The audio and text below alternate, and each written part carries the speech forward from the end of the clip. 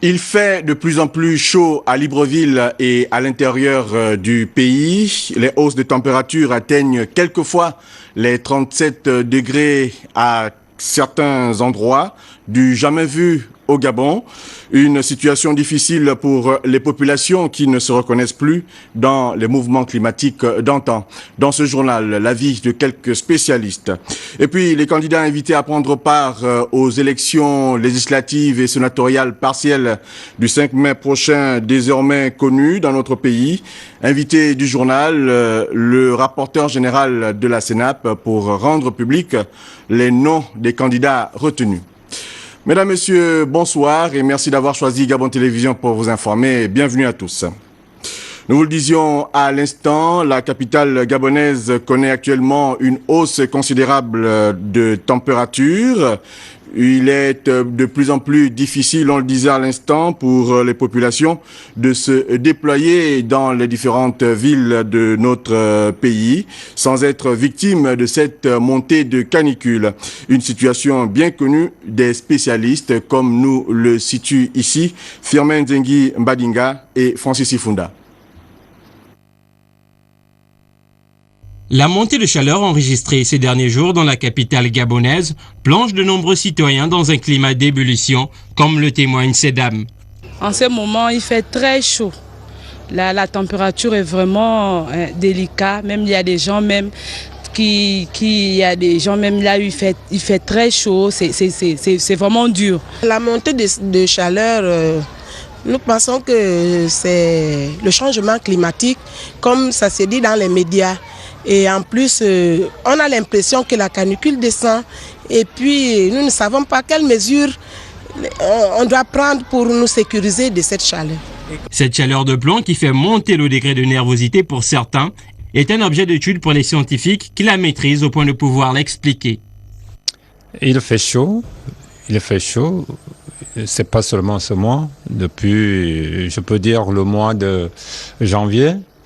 Et la chaleur va persister jusqu'au mois de mai, jusqu'à mi-mai. Et ensuite, la température conjugue avec les précipitations, donc c'est-à-dire avec la pluie. Lorsqu'il pleut, il y a aussi de fortes chaleurs, puisque la formation de pluie émane principalement de la chaleur. La direction de la météorologie en a profité pour répondre à chaud aux accusations de mauvaises prédictions. Je prends l'exemple beaucoup plus simple. La météo dit qu'il va pleuvoir dans l'estuaire. On ne pourra pas dire qu'il va pleuvoir à Libreville parce qu'on prend le plus souvent des régions. Il va pleuvoir à l'estuaire. Et vous constaterez que peut-être à Libreville, il n'y a pas la pluie, mais peut-être au Cap. Ou bien même à Ogondje. S'il voit la pluie à Ogondje, mais ici on ne voit pas la pluie, vous direz quand même qu'il n'a pas plu, mais les gens qui sont dans la périphérie qu'il a plu, ils diront qu'il a plu. Mais pour cette chaleur, elle conseille de boire assez d'eau, de porter des vêtements blancs et d'éviter l'exposition aux zones chaudes, en attendant un climat doux et apaisé. À quand la livraison des échangeurs de IAI, Nzerayon et Charbonnage? La question se pose avec acuité dans les différents quartiers de la capitale gabonaise. Les finitions des ouvrages tardent à venir alors que nous observons un arrêt des travaux sur le terrain. Constat, Eric Nzengi Badinga et Marlise Mangue. Il y a un air d'inachevé au niveau des nouveaux échangeurs. Le gouvernement avait promis la livraison définitive des ouvrages après la CAN. Cependant, on constate une léthargie au niveau de la progression des travaux. À IAI et au carrefour Nzengayong, il n'y a pas de trace d'ouvriers. On en voit uniquement quelques-uns au charbonnage qui mettent du cœur à l'ouvrage. Comme le travail était trop pressé, il n'y avait pas de temps de reculer comme ça demande. Parce qu'il faut que c'était pratiquement, il faut finir avant la CAN. Après la CAN, on va faire le reste. C'est pour ça c'est sorti comme ça. Donc personne n'est plus le soir, ni l'État, ni le sauter. C'est les finitions exactement que nous sommes en train de faire. Nous on casse et lui, il vient en train de réparer. Les usagers, quant à eux, s'impatientent de voir les travaux aller à leur terme. À vrai dire, nous-mêmes nous sommes un peu surpris de la réaction du gouvernement parce que jusqu'alors, on croyait aussi à ce que les échangeurs finissent jusqu'alors. Mais vraiment ça met dans l'impasse la population. Vous pouvez voir là, quand on a envie de traverser, ça dérange vraiment. Donc il faudrait que le gouvernement essaie de revoir et puisse tenir à sa promesse. L'aménagement de ces échangeurs n'a pas complètement résolu la problématique des embouteillages. Les bouchons continuent d'encombrer la circulation autour des sens giratoires. Il incombe désormais à l'entreprise commise à la tâche et au gouvernement de mission de finaliser les travaux. À Port-Gentil et notamment au niveau du port de la capitale économique gabonaise, c'est tout le contraire. Là-bas, les autorités portuaires sont rassurées par le niveau d'exécution des travaux de réhabilitation de la bâtisse. Le chantier intègre le plan de modernisation des infrastructures portuaires exigé par le chef de l'État, Ali Bongo Ondimba. Edgar Nzembidoukaga, Victor Mundunga. C'est en raison de l'intensité du trafic et de l'urgence d'atteindre les performances économiques dans l'exploitation des ports gabonais que le directeur général de l'Office des ports et rades du Gabon avait lancé les travaux de réhabilitation du port de Port-Gentil. Confiés à Manu TP du groupe EGCA Satram, ces travaux sont exécutés dans les délais. Les matériaux répondent visiblement à une qualité exigée en matière de construction des infrastructures portuaires. Le président de la République, chef d'État, son excellence Ali Bongo, a donné instruction à la direction générale locale de réhabiliter dans les plus brefs délais donc, cette infrastructure. Il faut dire que les travaux vont bon train. Outre le devoir de supporter un trafic industriel de plus en plus intense, l'amélioration du port de la capitale économique doit répondre à une autre exigence commerciale, celle-là. Aujourd'hui, nous sommes à 369 000 passagers transportés par le port MOL, ce qui donne sur le plan social une satisfaction de la population de Port-Gentil. C'est dans les délais que Manu TP du groupe EGCA Satram va livrer ce chantier portuaire pour lequel le cadre à terme doit intégrer un plan de restructuration dont l'autorité portuaire avait récemment présenté la nouvelle législation. Un texte qui donne les orientations du gouvernement quant à la modernisation de l'activité de la flotte maritime, à la modernisation des ports du Gabon. La modernisation des ports gabonais est pour le chef de l'État Ali Bongo Ondimba un des précieux outils d'intégration. Au moment où le chef de l'État ouvre le Gabon vers d'autres horizons. Nous sommes le mercredi 4 avril 2012, premier mercredi du mois, essentiellement consacré dans notre pays à la journée citoyenne. Vous êtes très certainement nombreux à vous poser la question, où est donc passée l'initiative du gouvernement ? L'initiative tant attendue donc par plusieurs citoyens. Le gouverneur de la province de l'Anyanga était d'ailleurs sur le terrain. Michel Ngembot cherche à réintégrer les habitudes des Ninois au concept de la journée citoyenne. Il initie donc depuis quelque temps une opération de contrôle. Reportage Loa TV. À Tubanga, de nombreuses administrations se sont vues infliger des amendes suite à une opération de contrôle qui s'inscrit dans le cadre de la journée citoyenne initiée en 2010 par le chef de l'État, invitant les populations à nettoyer devant leurs bureaux et domiciles. Pour l'instant, plus de 50 administrations ont été touchées par ces amendes qui vont de 3 000 à 24 000 francs reversés au trésor provincial. Dans la capitale provinciale de l'Anyanga, la journée citoyenne célébrée tous les premiers mercredis du mois a perdu sa vitesse de croisière, d'où cette initiative du gouverneur de province, Michel Ngembot. Le gouverneur a constaté que les citoyens ne font pas corps avec cette journée citoyenne. Ceux qui n'ont pas adhéré à l'idée de ville propre ou de concession propre ont été, n'est-ce pas, infligés de contraventions. Le comité en son sein comprend le trésorier et qui a des quittances. Et quand une administration est infligée d'une amende, la quittance est remise et l'administration paye directement auprès du trésorier. La ville de Tchibanga présente un état d'insalubrité avancé. Le long des voies est envahi par des montées d'herbe sans précédent. Dans la localité, on salue l'action prompte de la première autorité administrative de la province. Il s'agit ici de soutenir la municipalité, apparemment à bout de souffle. Je ne sais pas si réellement à Tchibanga il y a une mairie. Voyez vous-même l'exemple. Tchibanga est dans l'herbe. Ce n'est pas le sort du gouverneur. C'est la mairie de Tchibanga qui doit travailler. Mais regardez. Je suis désolé. Moi, je donne un coup de chapeau au gouverneur.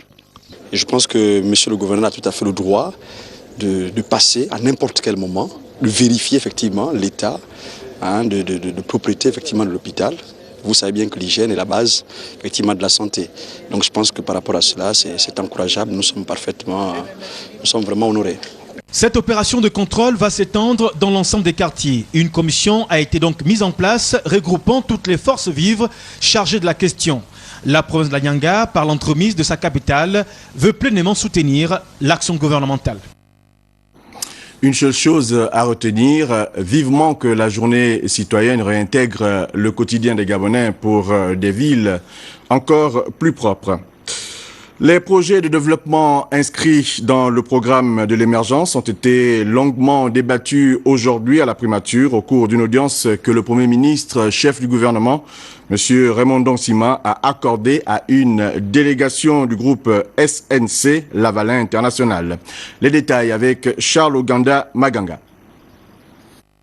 En séjour au Gabon, dans le cadre des missions de prospection qu'ils entreprennent à travers le continent, les présidents du bureau d'études et d'ingénierie SNC Lavalin International et plusieurs de leurs cadres pour l'Afrique étaient ce mercredi matin au cabinet de travail du Premier ministre Raymond Donsima, avec qui ils ont longuement discuté des projets de développement en cours au Gabon. Nous sommes ici suite à la visite de Madame le président du Sénat au Canada et à nos bureaux à Montréal. Et nous avons déjà engagé plusieurs discussions sur des projets, que ce soit les aéroports, des projets d'aménagement des zones franches urbaines, des projets dans l'aménagement de l'eau et de transport d'eau pour Port-Gentil. Nous avons des intérêts aussi au niveau de développement en agriculture, hydroélectrique et aussi pour accompagner les compagnies minières. C'est la présidente du groupe d'amitié Gabon-Canada, Albertine Bondo-Oboyi, qui a introduit les hommes d'affaires au cabinet du chef du gouvernement. Elle restitue ici le contexte de cette rencontre. Madame Rose Francine Rogombe a effectué au Canada l'année dernière à l'invitation de son collègue président du Sénat canadien au cours des rencontres que Madame a eues avec les différentes institutions parlementaires, il a eu aussi des visites, des rencontres avec les institutions, les opérateurs économiques du Canada, dont NCNC Lavalin. Et Madame le président a été reçue par le président du groupe NCNC Lavalin à Montréal. Madame a parlé de la nouvelle vision du Gabon, dont le président insiste au nouveau sur le Gabon émergent. Donc c'est suite à ce plaidoyer que Madame le Président a eu à présenter partout où nous sommes passés, que le NCNC Lavalin, qui existe déjà, qui travaille déjà au Gabon depuis sur de nouveaux projets, avait promis justement qu'au cours de cette année, il devait effectuer une mission de prospection ici pour voir les nouveaux projets qu'il pouvait proposer à l'État gabonais. La synthèse par rapport à tout ce qu'ils ont eu à faire depuis qu'ils exercent au Gabon. Soulignons que le groupe SNC Lavalin est une multinationale d'origine espagnole, canadienne, française et belge. Il est présent au Gabon depuis plusieurs années.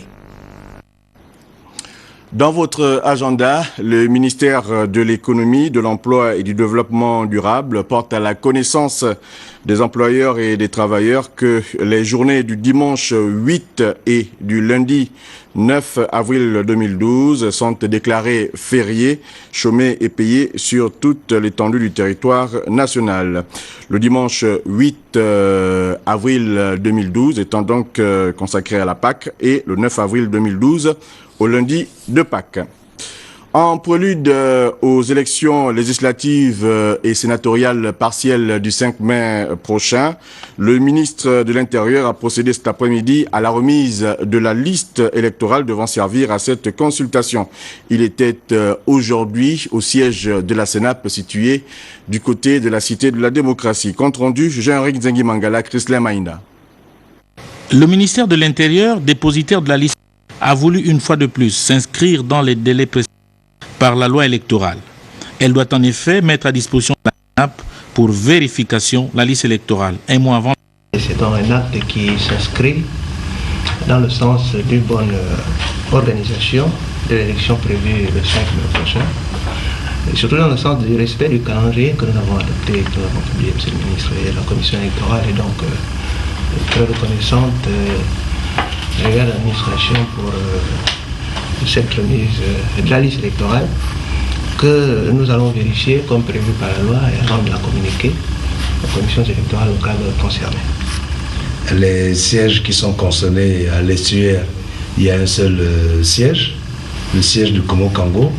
Dans le Gouilolo, il y a le deuxième siège de la Lolo-Bongidine. Dans le Wallentine également, le deuxième siège de Lokano. Et dans l'Angounier, nous avons le siège unique de la Loti-Wano, le premier siège de Logoulou, et enfin le siège unique de la Boumi-Loti. Il faut rappeler, Monsieur le Président, que nous allons utiliser les cartes d'électeurs de la dernière élection. Les cartes, nous n'allons pas imprimer des nouvelles cartes. 6 sièges sont concernés par cette partielle, 2 reprises partielles dans le deuxième siège de la Guidi, les bureaux de Makula et de Popa-Lebela. Partielle au bureau de Songville dans le deuxième siège de Lokano. Les 4 autres sièges connaîtront une reprise totale. Et pour remplacer le sénateur Germain Goyo Moussavou, une élection partielle de sénateur aura également lieu au sein du 2e arrondissement de la commune de Tchibanga. La liste a également été transmise à la commission nationale autonome et permanente. Et justement, au sortir de cette plénière, nous avons sur ce plateau le rapporteur général de la SENAP, M. Mick Moubeba Londo. Bonsoir. Bonsoir Yves. Alors vous êtes là pour nous communiquer les noms retenus pour prendre part donc à ces élections partielles. En effet, communication de la Commission électorale nationale autonome et permanente SENAP.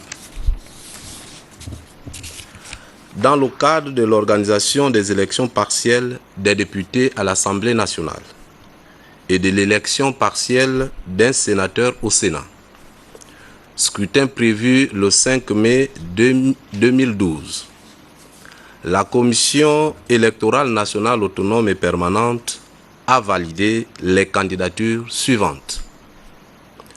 En ce qui concerne les élections partielles des députés à l'Assemblée nationale, province de l'Estuaire,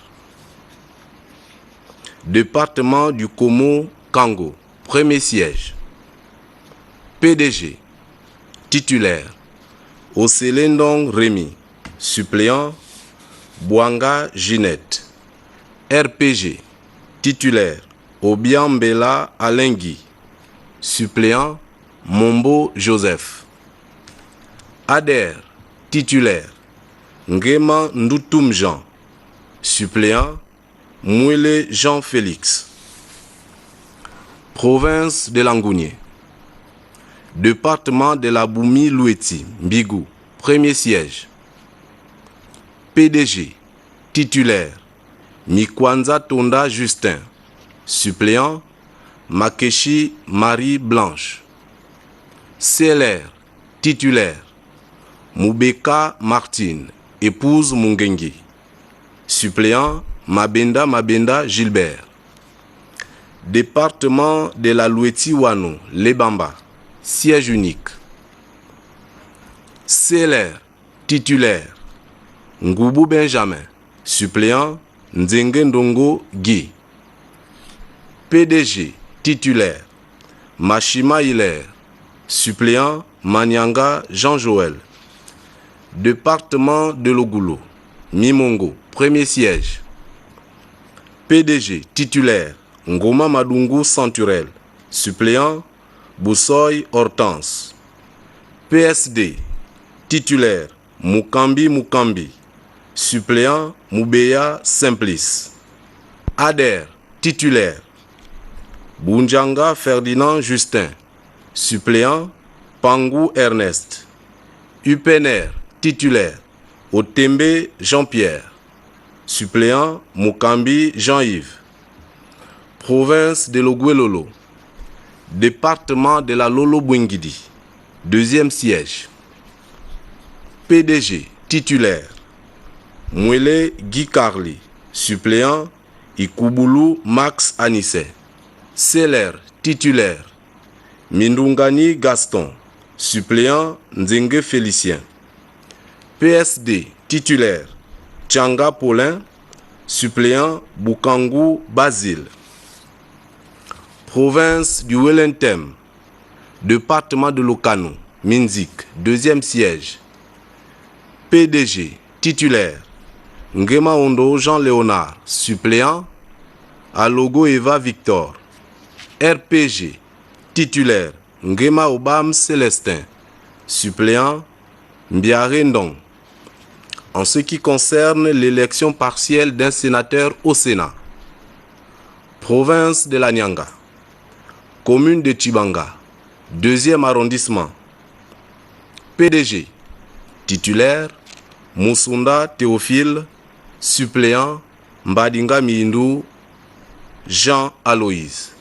Fête à Libreville le 4 avril 2012 par le président René Aboguela. Je vous remercie. Merci, monsieur le rapporteur général. La suite du journal avec l'ambassadeur du Gabon en Belgique qui vient de présenter ses lettres de créance à Sa Majesté le roi Albert II. Une prise de fonction mise à profit pour réaffirmer les ambitions diplomatiques du chef de l'État Ali Bongo Ondimba. Le compte rendu de cette cérémonie avec Edgar Djemidoukaga. Après la remise des lettres de créance à Sa Majesté Albert II, roi des Belges, l'échange autour des questions d'intérêt commun, notamment la possibilité d'accroître les relations économiques, culturelles et universitaires entre le Gabon et le Royaume de Belgique. Sa Majesté le roi a remercié le chef de l'État gabonais, Ali Bongo Ondimba, pour l'assistance et la collaboration accordée à la Belgique et à l'Union européenne lors des opérations humanitaires souvent effectuées dans la région des Grands Lacs. Il a reconnu l'implication et l'expertise du Gabon et de son chef de l'État dans la résolution des conflits en Afrique. Le roi des Belges a dit qu'il est attentif à l'évolution constatée ces derniers temps dans le leadership et dans la construction du Gabon. Son pays, a-t-il ajouté, est prêt à soutenir le Gabon dans sa volonté de parvenir à l'émergence dans les plus brefs délais. Il n'a pas manqué d'évoquer le souvenir de ses contacts avec feu le président Omar Bongo Ondimba. À la suite de cette rencontre, Madame Félicité Ngongori Ngoubili a offert un vin d'honneur auquel étaient conviés des officiels et des privés belges, l'ensemble des diplomates des ACP, ainsi que la communauté gabonaise vivant au Benelux. Dans son allocution de circonstance, elle a tout d'abord remercié le chef de l'État gabonais, Ali Bongo Ondimba, ainsi que Sa Majesté, le roi Albert II, pour la confiance renouvelée par sa nomination au Royaume de Belgique en qualité d'ambassadeur extraordinaire et plénipotentiaire. Cette ambition a-t-elle poursuivi, à laquelle adhère la population gabonaise, nécessite une diplomatie de l'émergence dont les fondements reposent notamment sur la diversification de l'économie grâce à des pôles de croissance qui doivent permettre de construire un Gabon vert, un Gabon industriel et un Gabon de services.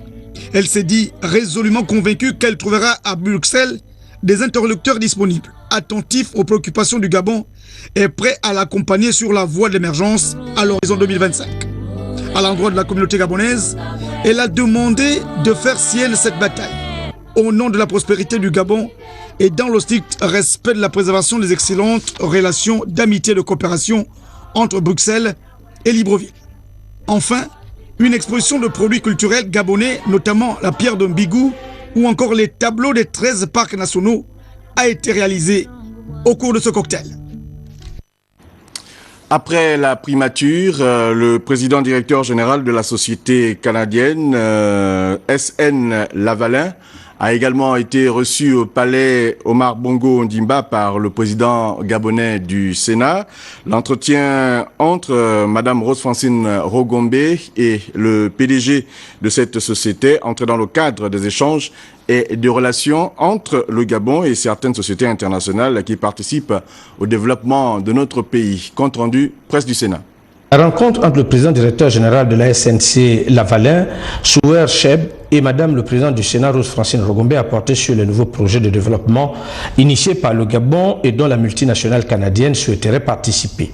C'est la suite des entretiens que Madame Rose Francine Rogombe avait eu avec les responsables de la société lors de sa dernière visite au Canada. La SNC Lavalin propose de nouvelles approches et expertises dans l'ingénierie, notamment dans les domaines de l'environnement avec le traitement des déchets et des eaux, la gestion des façades maritimes, d'infrastructures de transport terrestre et aérien, de télécommunications et d'énergie. Une proposition d'un réseau de mesures océanographiques au Gabon a été présentée au président du Sénat.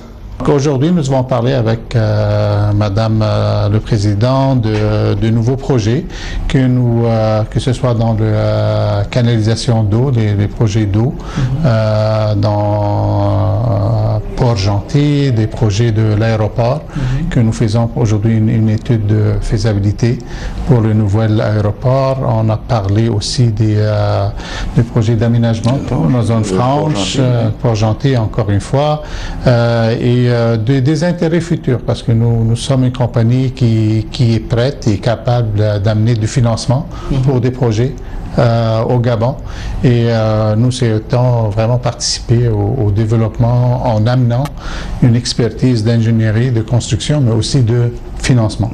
Les deux personnalités ont au cours des entretiens échangé des présents. Rappelons que la SNC Lavalin est chef de file international en ingénierie et en construction. Ces bureaux sont au Canada et présents dans plus de 35 pays à travers le monde. Toujours au Sénat, le président de l'institution porte à la connaissance de mesdames et messieurs les sénateurs, membres de la commission des finances, la tenue d'un séminaire sur la prévention et lutte contre la corruption dans les administrations publiques, le cas des impôts, des douanes et des marchés publics, organisé par le programme de renforcement des capacités des institutions de contrôle d'État et des inspections en République gabonaise. Il faut dire que le dit séminaire aura lieu les jeudis 5 et vendredi 6 avril 2012 à la salle Jean-Hilaire Obam du Palais du Sénat. Poursuite des travaux ce matin au Palais Léomba de la 4e session ordinaire du Parlement gabonais des jeunes. Plusieurs thèmes ont été débattus en vue de permettre aux jeunes de participer à l'essor du développement donc de notre pays. Le reportage de Jules Flore Odembe et Amédée Mavungu. Au total, 5 commissions composées d'un président et de 2 rapporteurs élus ont été mises en place afin de permettre aux parlementaires juniors d'exprimer leurs idées et surtout de trouver des solutions idoines aux maux qui mettent une entrave au développement de notre pays. Au cours de ces travaux, axés sur des thèmes d'intérêt général, les jeunes députés qui apprécient l'expérience ont pu comprendre la constitution gabonaise et même l'organisation des élections. On ne s'attendait pas à travailler autant, mais je pense que c'est vraiment bénéfique pour nous. Ça nous permet de voir un peu plus loin et puis on apprend énormément de choses. Nous savons tous qu'il y a une majorité écrasante à l'Assemblée nationale. En fait, ici, c'est l'occasion pour nous d'essayer de voir si cette majorité écrasante n'aura pas des effets sur la qualité des lois votées. Étant donné qu'il n'y a pratiquement pas d'opposition, c'est-à-dire des visions extérieures, puisque nous remarquons qu'il n'y a qu'un seul parti en très grande majorité. Ce n'est pas comme d'habitude, c'est une majorité absolue, écrasante. Et alors nous essayons de voir si ce fait-là, le fait qu'il n'y ait pas de vision extérieure, ne va pas un peu influencer sur la qualité des lois qui seront votées.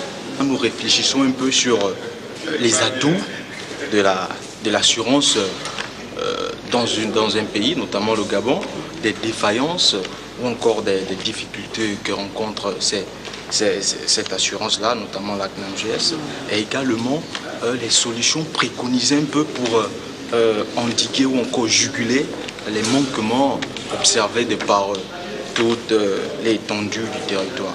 Les travaux de cette 4e session se déroulent sous le contrôle des honorables députés de la 12e législature retenus pour la circonstance. Les rapports peaufinés ce jour seront adoptés demain en séance plénière. Toujours à l'Assemblée nationale, le président de l'institution informe les honorables députés que la clôture de la 4e session ordinaire du Parlement gabonais des jeunes aura lieu demain, jeudi 5 avril 2012 à 13h. Et l'on parle de cette importante convention donc signée entre le CIRMF du Gabon et l'Université de Rouen au profit d'un important partenariat orienté vers l'environnement, des écosystèmes tropicaux et la santé. Des détails dans ce reportage de Marie-Josée Ndombi. La signature de cet accord de partenariat entre le laboratoire d'études et de compréhension de la biodiversité de l'Université de Rouen et le Centre international de recherche médicale de Franceville marque une nouvelle étape dans le projet Écotrope, une école de terrain en écologie tropicale créée dans le parc national de la Lopé. Cette année, lors de l'édition 2012, eh bien, nous avons la chance d'accueillir un nouveau partenaire avec le CIRMF qui apporte un volet extrêmement important puisqu'il ouvre cette école de terrain aux questions de la santé et des relations entre les déterminants environnementaux et la santé qui sont des questions extrêmement prégnantes. Et je tiens à faire part de ma satisfaction personnelle à la signature de cette convention puisqu'elle va concrétiser en fait la participation déjà effective sur cette édition d'Écotrope du CIRMF qui vient du coup compléter le dispositif pédagogique par les aspects qu'a signalé mon collègue David Sebag. Cette collaboration naissante s'inscrit dans le cadre d'un projet de coopération scientifique et pédagogique impliquant d'autres partenaires français, camerounais et gabonais, dont le CIRMF qui s'ouvre à travers la formation, qui est une des missions de cette institution de recherche. On sort un peu de nos universités, de nos classes, et on va vraiment attirer les étudiants dans les réalités du terrain, et dans les réalités donc d'ici, de cet environnement de la forêt tropicale humide du Gabon. Et je pense que c'est un moment unique pour le CIRMF de pouvoir participer avec enthousiasme à ce type de formation. Il a été décerné des attestations de participation à ces étudiants venus de la France, du Cameroun et du Gabon au terme de 2 semaines de cours pratiques, en présence de M. Isidore Ngari, sous-préfet du district de Mokeko à la Lopé, dans la province de Logoué-Ivindo. L'école d'application des services de santé militaire prête son cadre à un atelier qui s'est ouvert donc depuis le début de cette semaine et axé sur la gestion des ambulances. Il faut dire que cette formation s'achève demain et concerne principalement les ambulanciers et les professionnels de la santé du service obstétrical et du service néonatal, comme nous le confirment ici nos confrères de la RTG2. Comment gérer de façon prévisionnelle, optimale et durable les ambulances? C'est autour de cette question que se déroule cet atelier de validation du dispositif de gestion des ambulances dont la mise en place d'un réseau de communication est l'une des préoccupations majeures. Il est question dans cet atelier de s'intéresser à un des outils fondamentaux pour le projet qui est en cours, c'est-à-dire la prise en charge des urgences obstétricales et néonatales. Le transport ambulancier est un élément fondamental pour amener les parturiantes qui sont en détresse à l'endroit correct pour les traiter. Un des projets qui est attenant aux travaux que l'on effectue, c'est de mettre en place un SAMU vraiment opérationnel sur tout le Gabon, c'est-à-dire avec un réseau de communication qui soit fonctionnel. Parce que les ambulances, si elles n'ont pas de moyens de liaison avec l'ordonnateur des déplacements, avec la surveillance à distance, eh bien elles ne servent à rien. Et donc il faut qu'elles soient reliées en permanence avec un centre dispatcher qui est le SAMU. Pour les participants, cette formation vient à point nommé et ce au regard des difficultés auxquelles sont confrontés ces professionnels de la santé. J'avais des manquements sur moi. Je ne savais pas qu'aujourd'hui qu'il fallait que l'ambulance qui est là, qu'il fallait faire des révisions au moins après 1 ou 2 interventions. À chaque fois que nous sommes en intervention, c'est des problèmes avec les usagers qui ne laissent pas passer la roue, qui ne laissent pas passer l'ambulance, qui vous demande d'attendre. Les autres difficultés, c'est un peu ce que nous avions parlé tout à l'heure, la communication. Pour pouvoir joindre l'ambulance, en cas de difficulté, par exemple, à la salle d'accouchement, il faut effectivement une communication qui doit être installée. Mais c'est le problème auquel nous sommes confrontés. Au terme de cet atelier qui prendra fin le 6 avril prochain, il est prévu la mise à disposition de 7 ambulances aux régions sanitaires de Libreville, d'Ovendo et du Wellington. Tout ceci pour concourir à la mise en place progressive d'un SAMU national. Toujours dans le domaine de la santé, et pour terminer cette édition d'information, le centre d'accueil Saint-Joseph d'Angondje, qui abrite depuis 4 jours déjà les journées de consultation et intervention chirurgicale gratuites organisées par la Fondation Amissa Bongo. Cette caravane a donc 7 jours pour soulager les patients de leurs maux. Le compte rendu de Joyce Lorna Awangi et Cyriac Harris a mis parcours donc de cette initiative. Cette 3e édition de la caravane chirurgicale de la Fondation Albertine Amissa Bongo, organisée en partenariat avec les fondations Claros et Baraker, s'est intéressée aux maladies bucco-dentaires, des yeux ainsi qu'aux pathologies liées à l'oreille. La population, bien que peu présente sur les lieux, trouve tout de même satisfaction des services offerts par les caravaniers. La cataracte, la maladie dont je souffre, dans les hôpitaux et les cliniques, je n'avais pas moins d'1 million à dépenser. Aujourd'hui, j'ai bénéficié de ces soins-là gratuitement. Donc pour moi, c'est une œuvre de bienfaisance, elle est salutaire. Aujourd'hui, grâce à la caravane Amissa, le petit a été opéré, Fidéris, il a 3 ans. Je remercie vraiment la caravane Amissa. Pour Solange Mabignat, vice-présidente de la Fondation, cette caravane est une occasion importante du fait qu'elle soit gratuite et invite les populations à s'y rendre massivement. C'est une opportunité unique. C'est vrai que l'édition se répète, mais les mêmes spécialistes sont là, qu'ils emmènent eux aussi des médicaments. Même si nous faisons la distribution gratuite aussi des médicaments, eux ils emmènent des implants parce qu'ils font beaucoup d'interventions pour tout ce qui est cataracte. Ils donnent des lunettes gratuites, ils appareillent les personnes qui sont malentendantes. Je pense que ce sont des choses qui sont très importantes et nous appelons tout simplement les populations à venir en profiter. Cette caravane, qui se poursuit jusqu'au 6 avril prochain, a déjà vu détecter quelques cas de tumeurs et traiter plusieurs autres cas de maladies bucco-dentaires et ophtalmiques. C'est quelques rappels avant donc de nous séparer. La journée internationale Martin Luther King a été célébrée aujourd'hui 4 avril 2012 dans le monde entier. Au Gabon, la mémoire de l'illustre disparu a été saluée par une remise de dons aux enfants démunis à l'école éponyme où des enfants ont retracé le parcours du pasteur et militant donc des droits de l'homme et civique 44 ans après son assassinat. Nous y reviendrons. Et puis, dans le cadre de la préparation de la cérémonie commémorant donc les 44 ans du PDG en différé, Pacom Rufin Onjunga, membre du bureau politique, convie tous les membres du bureau politique, du Conseil national, du comité central, les militants et tous les cadres de la commune de Franceville et du département de l'Ampassa à la réunion de mise au point qu'il va présider ce vendredi 6 avril 2012 à 17h à la mairie de Franceville. La présence de tous est vivement souhaitée. Demain également, dans notre édition de 20h, la célébration des 44 ans en différé donc du Parti démocratique gabonais à travers le Gabon en images et les commentaires de nos reporters.